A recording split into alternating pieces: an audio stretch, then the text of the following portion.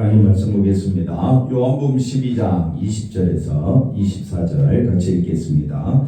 명절에 예배하러 올라온 사람 중에 헬란 여치 있는데 그들이 갈릴리 벳세다 사람 빌립에게 가서 청하여 이르되 선생이여 우리가 예수를 배우고자 하나이다 하니 빌립이 안드레에게 가서 말하고 안드레와 빌립이 예수께 가서 여쭈니 예수께서 대답하여 이르시되 인자가 영광을 얻을 때가 왔도다. 내가 진실로 진실로 너희에게 이르노니 한 알의 밀이 땅에 떨어져 죽지 아니하면 한 알 그대로 있고 죽으면 많은 열매를 맺느니라. 아멘. 할렐루야. 하나님의 은혜와 사랑이 넘치기를 바랍니다. 오늘 말씀은 인자가 영광을 얻을 때가 왔도다. 한 알의 밀과 영광과 아주 밀접한 연관이 있습니다. 그래서 이 말씀 중심으로 같이 말씀의 은혜를 나누면서 또 하나님의 뜻을 깨닫는 귀한 시간 되시기를 바랍니다. 요한복음 12장에 들어와서 죽은 나사로가 예수님과 함께 있음을 보았습니다. 또 마리아가 향유를 부어서 예수님의 장례를 준비한 것을 볼 수가 있습니다. 예수님은 십자가에 죽는다는 것을 계속 말씀하셨고 죽음으로 다시 하나님의 역사를 말씀하고 있었고 마리아는 그걸 준비하고 있었고 또 요한복음 12장에 보면 대제사장들은 그런 예수님을 죽이려고 하고 또 많은 무리들은 예수님을 대대적인 환영을 했습니다. 메시아인 줄 알고 온 예루살렘이 진짜 말 그대로 완전 떠들썩하게 예수님이 메시아다, 예수님 메시아다. 그 말은 다른 말로 호산나 호산나 외치면서 사람들이 예루살렘 성내가 다시 말하면 서울 온 시내가 난리가 난 것처럼 예루살렘도 난리가 났었습니다. 근데 예수님은 뭘 타고 오셨습니까? 나귀 새끼를 타고 오셨습니다. 말을 타야 되는데 왜 예수님은 힘없는 나귀 새끼를 타셨느냐? 지난주에 말씀드린 것처럼 예수님은 세상에 힘을 가지러 오신 분이 아니다라는 것을 보여주기 위함입니다. 사람들은 다 세상에서 힘을 갖기를 원하지요. 근데 예수님은 나는 세상에서 왕이 되기를 원치 않는다. 그걸 보여주는 것이 나귀 새끼를 타는 겁니다. 그리고 예수님은 나는 십자가에 죽으러 왔다라는 것을 암시하는 것이 뭐냐? 힘없는 나귀 새끼를 탄 겁니다. 여러분은 말을 타기를 원합니까? 나귀 새끼 타기를 원하십니까? 물어보나 마나 한 소리죠. 사람들은 다 자기가 잘되고 성공하기를 원하는데 십자가 바라보고 예수님만 바라보고 살아가라. 그러면 그것만큼 듣기 싫은 소리가 없습니다. 그런데 그 십자가에 달려 죽으심을 사모하는 사람이 나타납니다.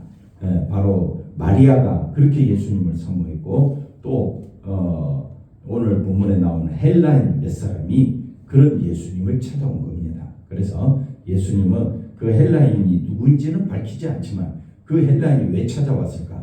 나귀 새끼를 타신 그 예수님. 예수님은 나귀 새끼를 타심으로 나는 세상에 힘을 가진 자가 아니다.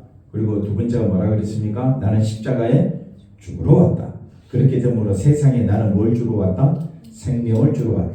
나는 너희를 로마로부터 구원해내기 위함이 아니라 우리를 어디서부터? 죄로부터 건져내기 위하여 나는 이 세상에 왔다. 그래서 예수님은 하나님의 뜻에 순종하시는 것이 바로 십자가 지는 거예요. 그건 하나님을 기쁘시게 하는 거예요. 그게 뭐냐? 하나님께 영광이 된다. 그래서 오늘 본문 말씀도 십자가를 지시는 것이 우리에게 뭘 가져다 주기 위하여? 생명을 가져다 주기 위한 하나님의 뜻이었기 때문에 그걸 뭐라고 표현하느냐? 영광이라고 표현합니다. 헬라인 몇 사람이 빌립을 통해서 예수님을 찾아옵니다. 예수님을 찾아오는데 헬라인이라는 것은 이방인입니다. 유대인이 아닌 그 헬라인이라는 말은 헬라 말을 쓰는 그쪽 계통의 사람이겠지요. 쉽게 말하면 로마나 이탈리아나 또는 이탈리아 같은 말이네. 같은 지역이네요. 그리스 사람들이나 하여튼 그런 사람들이 왜 멀리서 예수님을 찾아왔겠느냐. 그 예수님이 태어날 때에 동방박사 세 사람이 비어를 타고 예수님을 찾아오듯이 예수님이 죽으실 때가 되어서 헬라 몇 사람이 예수님을 찾아옵니다. 그래서 예수님을 배우기를 원합니다. 그러면 오케이 또는 노 난 지금 바빠. No. 그래 만나줄게. Yes. 이렇게 대답을 해야 되잖아요. 근데 예수님은 뭐라고 대답합니까? 23절 말씀 보니까 23절 예수께서 대답하여 이르시되 인자가 영광을 얻을 때가 왔도다. 그러니까 우리가 성경을 읽다 보면 참 이해가 잘 안 되고 앞뒤 문맥이 안 맞는 그런 내용들이 가끔 나옵니다. 그래서 인자가 영광을 얻을 때가 왔도다. 이 말의 의미가 뭐냐? 그래서 항상 답은 어디에 있다? 성경에 있습니다. 인자가 영광을 얻을 때가 어디냐? 영광을 얻을 때가 왔다. 그 말은 24절 말씀 뭐라고 그랬습니까? 내가 진실로 진실로 너희에게 이르노니 한 알의 밀이 땅에 떨어져 죽지 아니하면 한 알 그대로 있지만 죽으면 많은 열매를 맺는. 한 알의 밀은 이 말씀을 가지고 우리 보고 희생하라 헌신하라 그런 의미의 말이 아닙니다. 영광을 얻을 때가 되었다. 누구를 가리키는 말씀이냐? 예수님을 가리키는 말씀입니다. 한 알의 밀은 예수님을 의미하죠.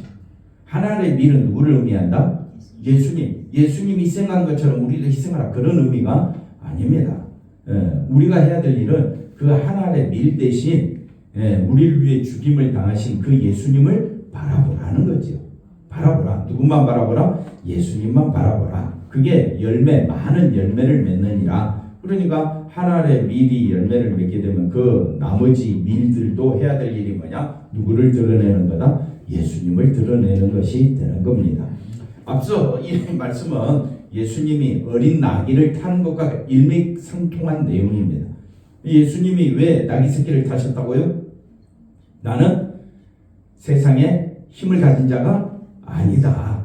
나는 십자가 지기 위하여 왔다. 나는 그러므로 너희에게 뭘 주고자? 생명을 주고자. 죄와 사망에서 너희를 건져내서 생명, 영원한 생명을 주기 위해 나는 왔다. 이것이 하나님이 기뻐하시는 뜻이다. 그것이 하나님께 뭐가 된다? 영광이 된다. 그럼 이 말씀이 그대로 이 말씀과 적용이 됩니다. 한 알의 밀이 땅에 떨어져 죽는 걸 뭘 의미합니까? 나는 죽는다. 십자가에 죽는다. 그것이 하나님이 기뻐하시는 뜻이다. 일이다.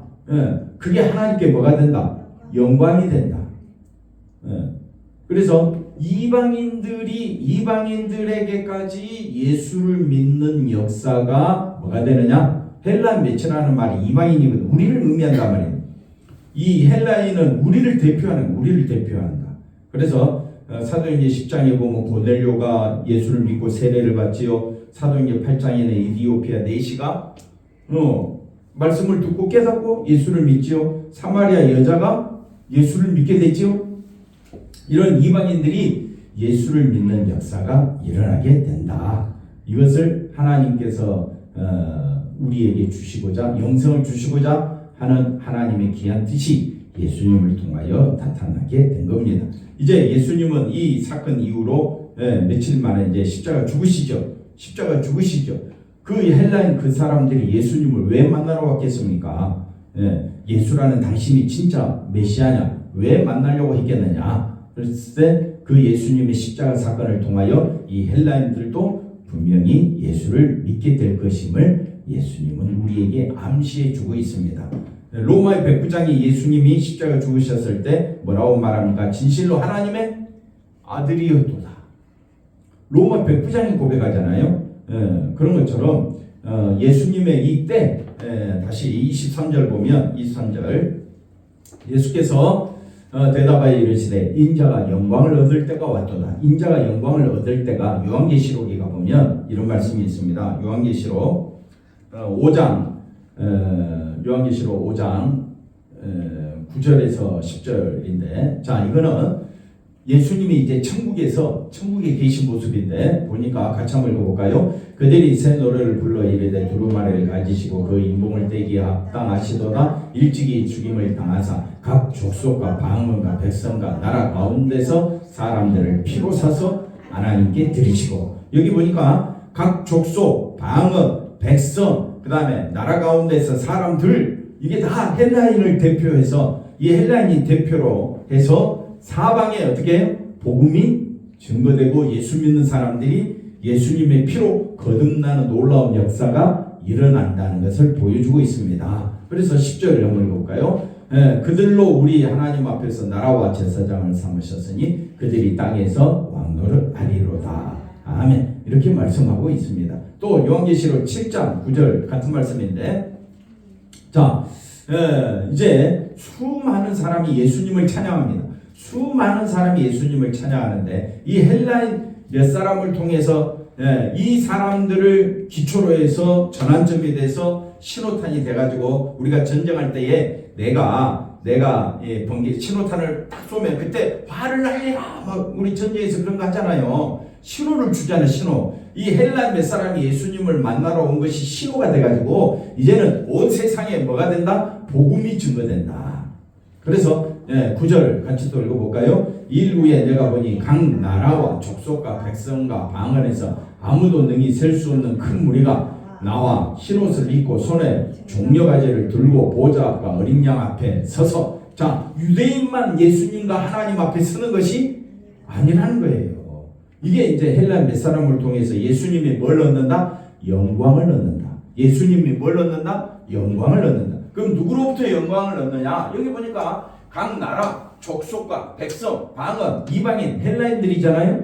이 사람들을 통해서 보좌 앞과 어린 양 앞에 서서 이 사람들이 뭐라고 외치느냐? 10절 큰 소리로 외쳐 구원하심이 보좌에 앉으신 우리 하나님과 어린 양의 있도다. 11절 모든 천사가 보좌와 장로들과 내생물의 주위에 서 있다가 보좌 앞에 엎드려 천사도 그 다음에 장로들도 내생물도 하나님께 경배합니다. 그러니까 천국에서 하나님께 경배하는 장면이 거기 보니까 천사와 그 다음에 장로와 내생물과 셀 수 없는 이방인의 큰 무리가 뭐라고 찬양하느냐? 12절에 보니까 12절 아멘 찬송과 영광과 지혜와 감사와 존귀와 권능과 힘이 우리 하나님께 세세토록 있을지어다. 이게 뭐라고요? 여기 보니까 뭐가 나와요? 영광이라는 단어가 나옵니다. 그냥 하나님이 영광 받으시면 어떻게 저 이방인들이 구원받지 못한 저 이방인들이 죄 가운데 있는 우리들이 어떻게 천국에 가서 하나님을 찬양하게 됐느냐? 그게 바로 예수님의 십자가 보혈로 되어졌다.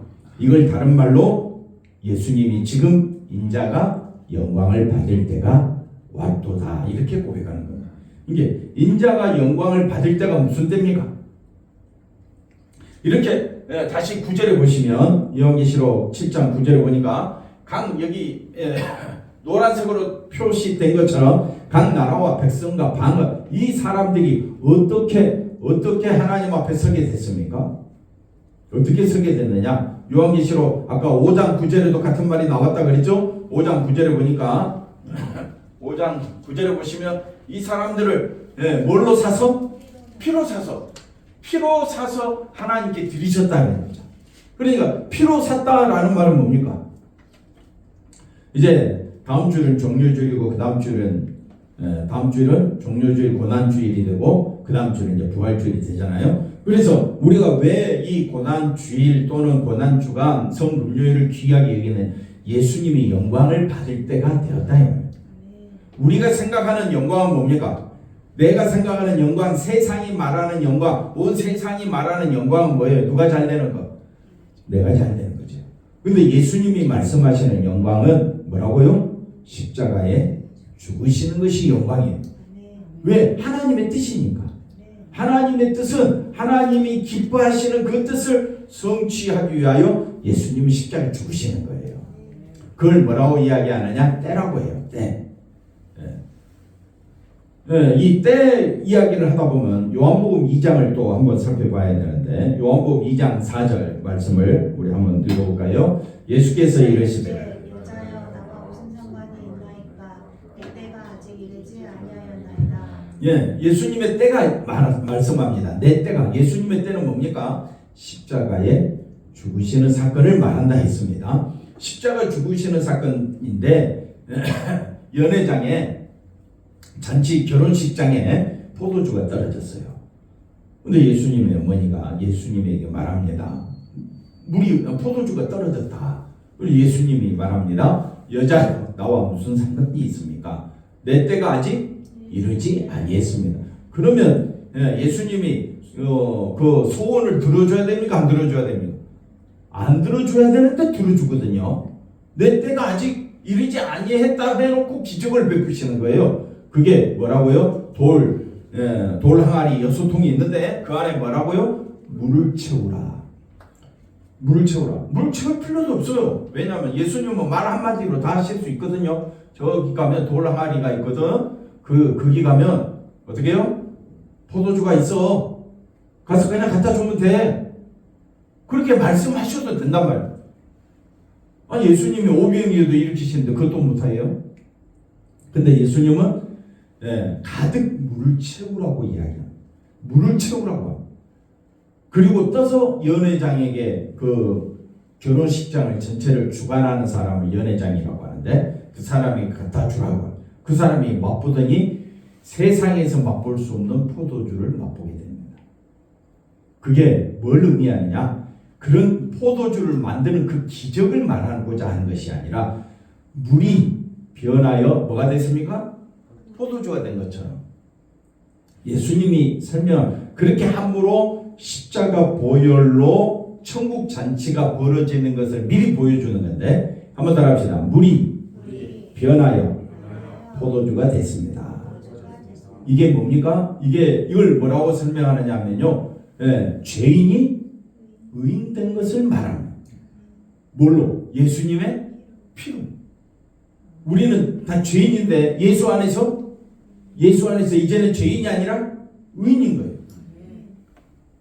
그래서 감옥에 있는 자나 세상 밖에 여기 있는 자나 다 죄인인데 성경은 뭐라고 이야기하느냐? 예수 안에 예수님이 십자가 보혈의 피를 믿는 자는 죄인이 아니라 뭐라고 이야기하느냐? 의인이라고 이야기해요.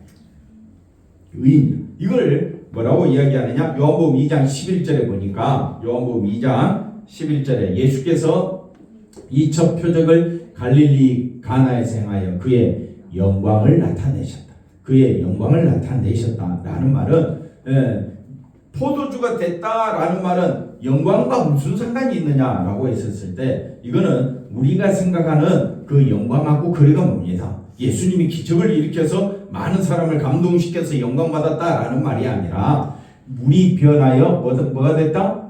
포도주가 새로운 피조물이 되었다. 새로운 피조물이 되었다. 그걸 뭐라고 이야기한다? 영광을 나타내셨다 이렇게 표현합니다.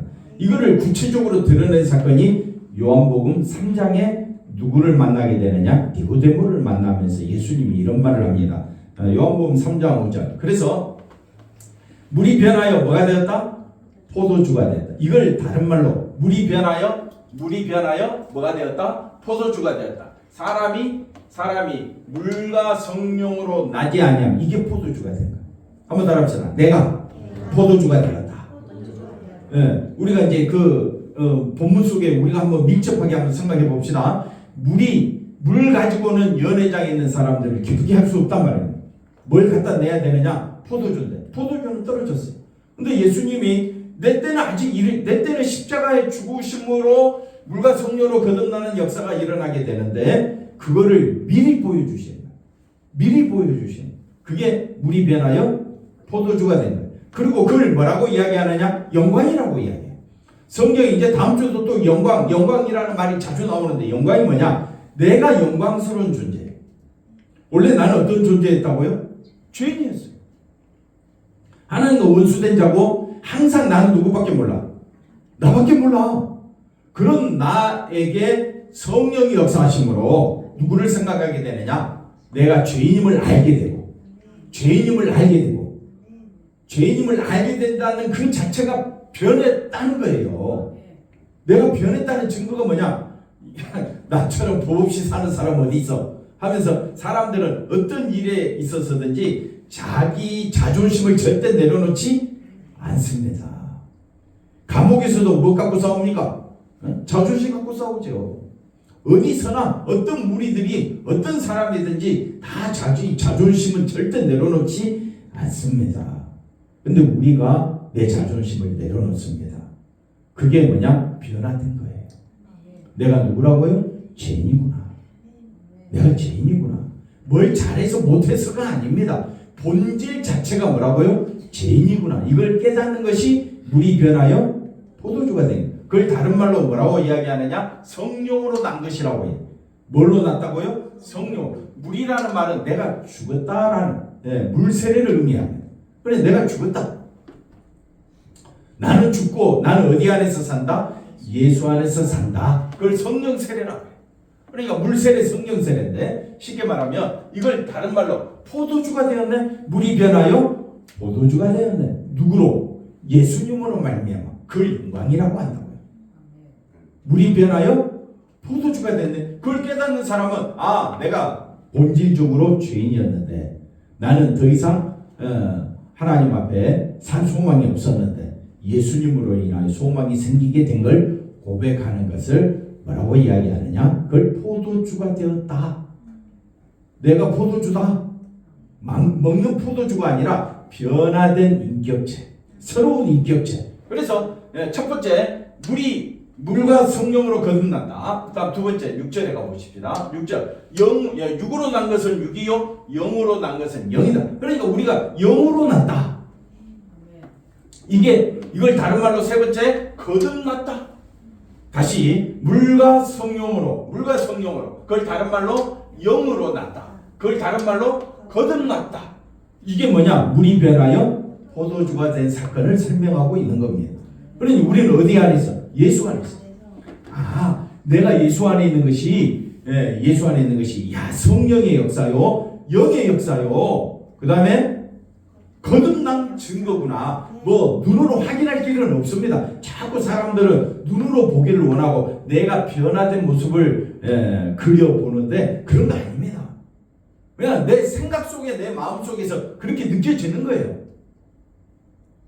아무것도 아닌 것 같죠? 아무것도 아니지만은 아무것도 아닌 것이 아니라 그게 하나님의 역사, 기적이에요. 기적이 뭐냐? 하나님의 역사가 뭐냐? 나는 예수님 아니면 죄인으로 하나님과 원수가 되어 불의한 자로 심판받아 마땅한 자임을 알게 되는데 누구의 피로? 예수님의 피로. 그게 하나님의 뜻이었고 그 하나님의 뜻을 성취하기 위하여 누가 오신 건데? 예수님이 오셨고 예수님이 그 하나님의 뜻을 성취하기 위하여 십자가에 죽으셨고 가만 보니까 내가 한 것은 없어요. 다 누가 하신 거예요? 하나님이 하셨고 예수님이 하신 거예요. 그러면 나는 그걸 바라보고 기뻐하면 되는 겁니다. 기뻐하면 되는 거예요. 내가 뭘 잘해갖고 그 하나님 은혜 보답하리라. 뭘 보답한다고요? 보답할 길도 없어요.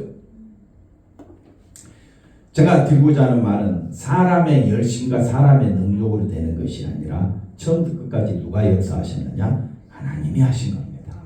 누가 다 하셨느냐? 예수님이 하신 거예요. 누가 다 하셨느냐? 성령님이 하신 거예요. 우리가 교회로 모여서 사람의 그 잘됨과 사람의 높고 낮은 그런 걸 이야기하려고 교회 온 것이 아니라 교회는요 누구만 높이는 거라고요? 예수님만 높이는. 왜? 아까 계시록에 읽었잖아요. 예수님께서 피로 각 사람들을 다 사서 천국에서 잔치가 벌어지는데 그 사람들이 다 영광과 존귀를 하나님께 드리고 있잖아요.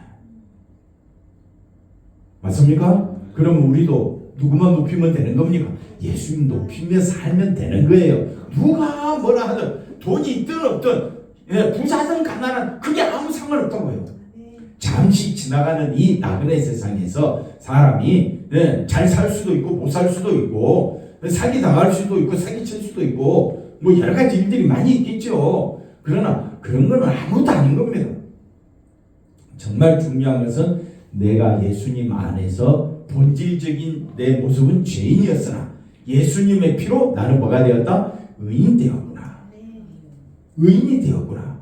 그러니 이제는 나는 누구로 말미암아 살리라? 예수로 말미암아 살리라. 그렇게 우리가 고백하며 살면 되는 겁니다. 8절을 볼까요? 8절 바람이 임으로 불매 내가 그 소리는 들어도 바람이 어디서 부는지 어디서 왔는지 어디로 가는지 우리가 알지 못하지. 마찬가지로 성령으로 난 사람 새로운 피조물 포도주 물이 변하여 포도주가 된 것처럼 그게 기적이란 말입니다. 그게 뭘 의미하느냐? 성령으로 난 사람이 존재한다 이 말이에요. 성령으로 난 사람. 그러면 목사님 다시 또 묻습니다. 성령으로 난 사람 어떻게 알 수 있습니까? 아까 이야기한 것처럼 물과 성령으로 나야 되는 것처럼 또 영으로 난 사람 또 하나 더 있었죠? 뭡니까? 거듭났다. 이 모든 것은 예수님의 피로 말미암아 된 것입니다.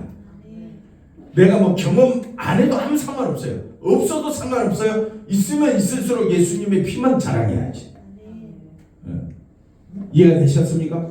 예, 교회는요 사람을 높이기 위한 모임이 아닙니다. 교회는 처음부터 끝까지 누구만 높이냐? 예수님만 높이는 곳이 되어야 될 줄로 믿습니다. 빌립보서 2장 5절 가볼까요? 우리가 이제 잘 아는 말씀이죠. 빌립보서 2장 5절 뭐라고 말합니까? 예, 누구든지 이 마음을 품으라. 누구의 마음? 예수님의 마음을 품으라.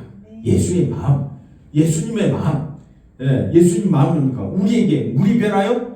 포도주가 되게 하신 그 예수님의 마음, 우리를 의인되게 하셨잖아요. 그러면 예수님이 우리를 의인되게 하기 위하여 하나님과 본체요 하나님과 동등됨을 취할 것으로 여기지 아니하시고 7절 자기를 비워 사람들과 같이 되고 사람의 모양으로 십자가에 죽기까지 자기를 낮추심이에요. 이 예수님이 이렇게 하심으로 9절에 보니까 9절에 이렇게 하심으로 하나님이 그를 지극히 높여 모든 이름 위에 뛰어난 이름을 주사. 그래서 앞서 다시 8절을 보시면 이렇게 8절 보시면 죽기까지 십자가에 이게 하나님의 일이에요. 우리가 할 수 있는 일이 아니라고요. 여러분 어디 가서 희생하라. 말은 좋지. 말은 좋지. 희생을 한다고 하지만 속으로 불편합니까? 안 불편합니까? 남들은 편히 쉬고 있는데 내 혼자 일하고 있다고 생각해 보십시오. 기분이 좋습니까? 안 좋습니까?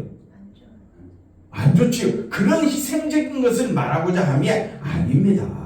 이거는 사람을 살리느냐 죽느냐 그 문제를 다루고 있는 문제입니다.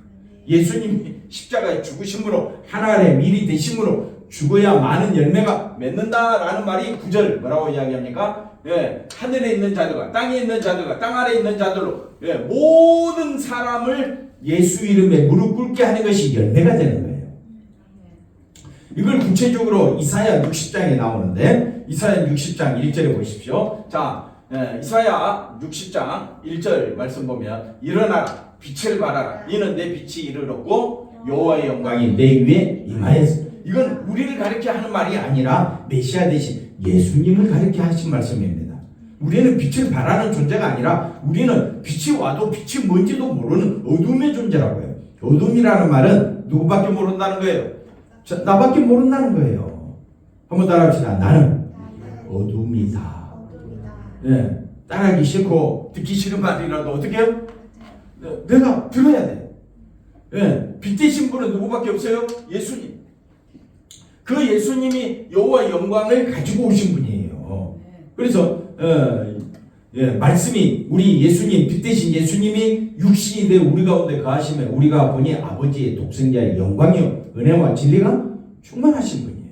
그러니까 이런 말씀은 다 누구를 가리켜 하는 말씀이냐? 예수님을 가리켜 하신 말씀인데 2절에 보니까 예수님이 보라 어두움이 땅을 덮을 것이며 캄캄 만민을 가려우리니 오직 여호와께서 내 위에 임하실 것이며 그의 영광이 내 위에 나타내리니. 자 3절 나라들 온 나라와 온 왕들이 다 예수님께로 나오게 되는 역사가 뭘로 말미암아 되느냐? 십자가로. 그걸 뭐라고 이야기하느냐? 여호와의 영광을 드러내라. 여호와의 영광을 드러내면 예수님은 자기 자신을 십자가에 죽으시는 길로 가야 했습니다. 그래서 예수님은 기쁨으로 그 길을 가시는 겁니다. 우리 보고 죽으라면요. 나만 죽냐? 우리는 뭐라고 합니까? 같이 죽자. 너는 죽고 뭘 나 죽어 나는 살자. 그게 우리 본심이잖아요. 본심이잖아요. 그런데 십자가에 죽으시기까지 하나님의 영광을 나타냈다. 그래서 우리가 이제 여기까지만 보시고 오늘 본문 말씀에 나타나는 것처럼 인자가 영광을 얻을 때가 됐다. 헬라인들이 예수를 믿는 역사가 일어나게 되는 겁니다. 그래서 오늘 우리에게까지 복음이 증거된 줄로 믿습니다. 우리가 예수를 믿는 이유가 바로 여기에 있습니다. 예수님 안에서 우리는 의로운 존재가 되었고 우리는 이제 죄인이 아니라 의인이 되었고 생명을 얻은 귀한 믿음의 사람이 된 줄로 믿습니다. 우리 다 같이 교회로 모임은 누구의 영광? 예수님의 영광만 높이기 위함임을 깨달으시고 절대 사람 의지하지 말고 사람도 보지 마시고 말씀 들을 때나 찬송 부를 때나 기도할 때나 항상 예수 안에 살게 해달라고 기도하시는 우리 모두가 되기를 바랍니다. 기도합니다. 하나님 감사합니다. 아버지 하나님, 예수님이 하나님을 영화롭게 하나님께 영광 돌렸듯이 이제 우리도 예수님의 영광 바라보며 살아갈 수 있도록 우리를 지켜주시옵소서. 감사하고 예수님의 이름으로 기도하옵나이다. 아멘.